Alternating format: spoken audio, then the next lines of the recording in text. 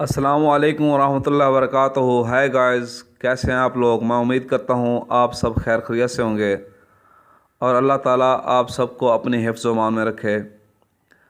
آج میں حاضر ہوا ہوں ایک نئے موضوع، نئے ٹاپک، نئے ٹپس کے ساتھ، جو کہ بہت ہی اہم ہے۔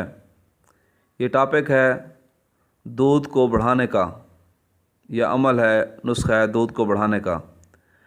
یہ نسخہ قرآن پاک سے لیا گیا ہے۔ یہ قرآن پاک کی ایک سورت ہے، ٹھیک ہے، جس کو پڑھ کر دم کرنا ہے۔ انشاءاللہ دودھ کی کمی پوری ہو جائے گی اور چھاتیاں دودھ سے بھر جائیں گی۔ یہ عورتوں کے لیے بھی ہے اور جانوروں کے لیے ہے۔ بات کو آگے بڑھانے سے پہلے پلیز آپ میری چینل کو لائک کریں، سبسکرائب کریں اور شیئر کریں اور بیل کے بٹن کو دبا دیں تاکہ ہر آنے والی نئی ویڈیو کا نوٹیفیکیشن آپ کو ملتا رہے۔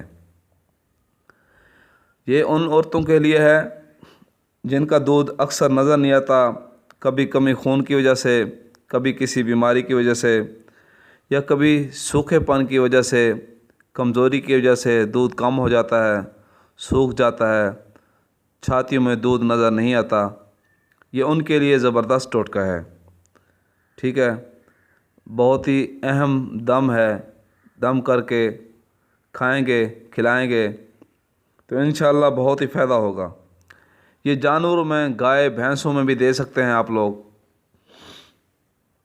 یہ عورتوں کے لیے آپ زیرہ سفید پڑھ کر دم کر کے دے سکتے ہیں، یا کھانے کا ٹکڑا یعنی کہ نوالا، روٹی کا نوالا پڑھ کر دے سکتے ہیں، یا کسی اور چیز پر پڑھ کر دے سکتے ہیں دم کر کے۔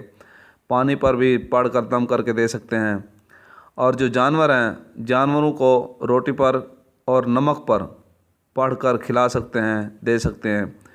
انشاءاللہ ان سے دودھ کی ندیاں بہہ جائیں گی اور اتنا دودھ آئے گا کہ پتہ بھی نہیں چلے گا کہ کس طرح، جیسے ندی بہتی ہے پانی کی، اس طرح دودھ بہے گا اور اس طرح دودھ آئے گا، ٹھیک ہے۔ جو بچے کمزور ہیں وہ ٹھیک ہو جائیں گے، اگر کوئی عورت بیمار ہے تو وہ بھی ٹھیک ہو جائے گی اس کی وجہ سے، کیونکہ اللہ تعالیٰ نے پورے قرآن میں شفا رکھی ہے۔